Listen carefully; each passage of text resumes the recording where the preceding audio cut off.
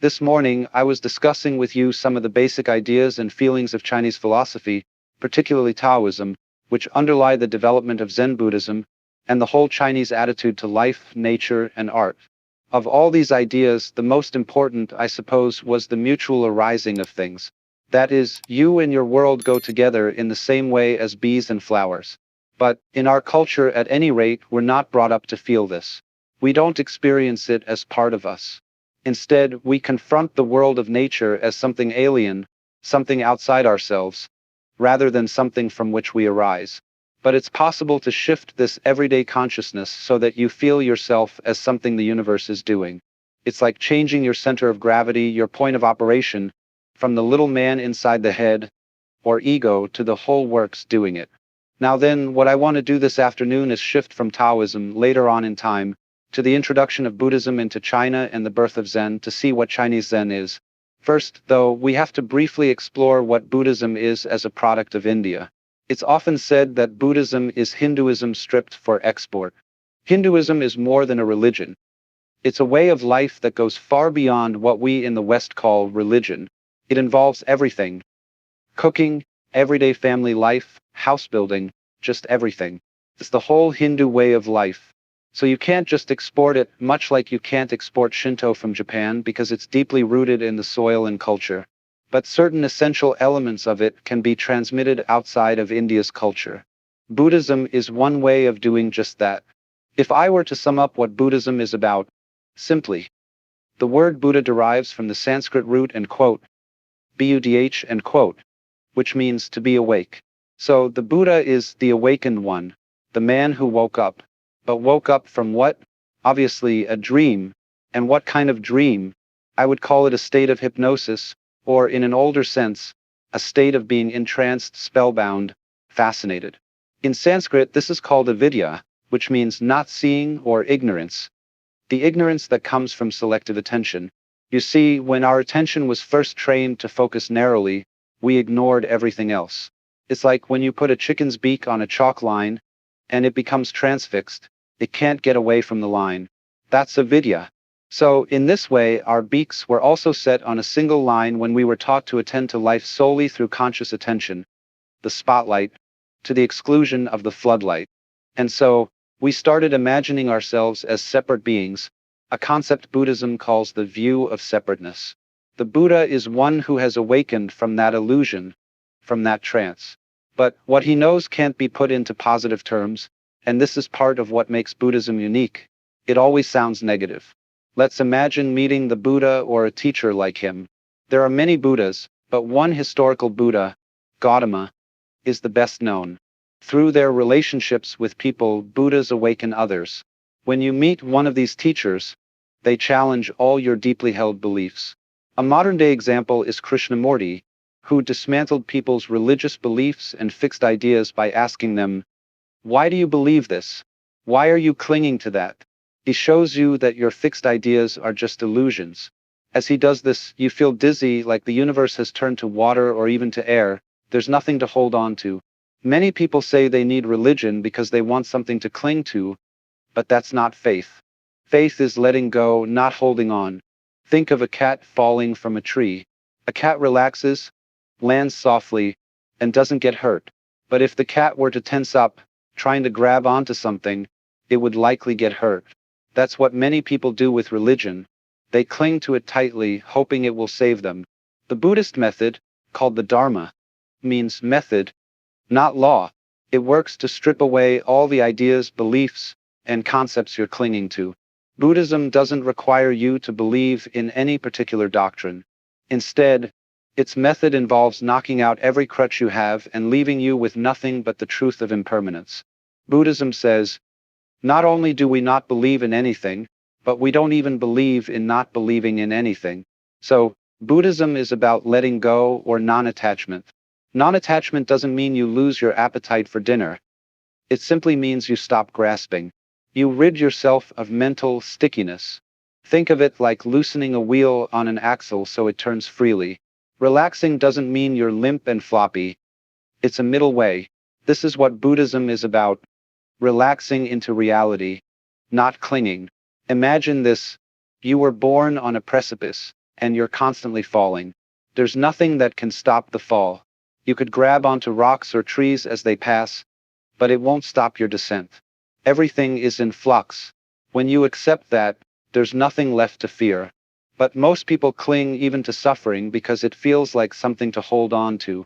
Buddhism, though, says there's nothing to hold on to, everything is constantly changing, so just go with it.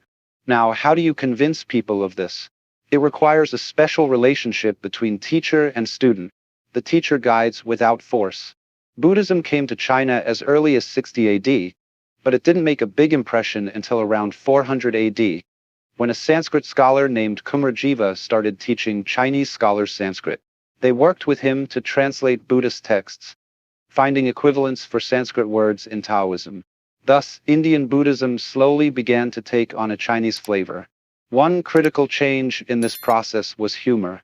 Chinese life is filled with humor, especially in the teachings of the philosopher Chuang Tzu, who is profoundly humorous. Indian Buddhism, on the other hand, had very little humor. Chinese culture, centered around family life, couldn't comprehend celibacy as Hinduism did.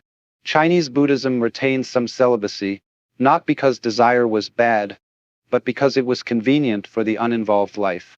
So, Chinese Zen adapted to this idea, aspiring to stay engaged in worldly life while remaining detached on the inside. This balance is called being king on the outside and sage on the inside. Zen developed from the work of Kumarjiva and other disciples who combined Buddhism with Taoist ideas. Around 500 AD, an Indian monk named Bodhidharma came to China and began the specific Zen tradition. Bodhidharma had a disciple named Eka, who underwent intense trials to prove his commitment, even cutting off his left arm to show his dedication. When Eka asked for peace of mind, Bodhidharma replied, "Bring out your mind here before me and I'll pacify it." Eka searched for his mind, found nothing, and Bodhidharma said, "Then it's pacified." This sudden insight, known as Satori in Japanese or Wu in Chinese, is the essence of Zen. Zen is about being fully present, right here, right now, with no hesitation or attachment. When faced with existential questions like, "Are you saved?" Zen teaches a practical response. Something as simple as, "I had a boiled egg this morning." Zen is the art of being unfazed, like a toy Daruma doll, which always returns upright. The poem says, "7 times down, 8 times up. Such is life." Zen monks, having this unshakable presence, couldn't be intimidated. Samurai and nobility who encountered Zen monks found themselves drawn to their unbreakable spirit and calmness. They couldn't shake them, for Zen monks embodied the essence of letting go, living freely without attachment, and staying grounded no matter the circumstances. End quote. Now, to us, that sounds extremely weird, even immoral. You don't expect religious people to do things like that, you know? I know you don't care if religious people are self-righteous and have no humanity. But these people didn't go around pretending they were specially good. They didn't deceive themselves. Yes, they were people who understood what human nature is, that in every one of us, there's an element of irreducible rascality. In Jewish theology, this is called the Yetzer Hara, the element of irreducible rascality, which was created by God because God has one too. That's why when you're truly affectionate with somebody else, say for example men, I don't know what women do in their private lives between each other, but men, as we all know, say to someone they're very fond of, YUOL and hashtag 039. Rascal. You know? There's a certain way of saying that to a person with a glint of recognition in the eye. And there's a Zen poem that says, "When two Zen masters meet each other on the road, they need no introduction. When a thief meets a thief, they recognize each other instantly." This idea goes back into the heart of Chinese philosophy, where human nature is considered to be basically good. Even the rascally elements of it are good. They add a sort of salt to the human stew. There has to be this little spice in human passions. That natural contentiousness, greed, or whatever else we have is an essential element in our makeup. When people lose sight of that, they go mad. Nothing, for example, is more dangerous than a saint. That is, an unconscious saint who thinks he is right, who endeavors to live an absolutely pure life and eliminate all selfish thoughts.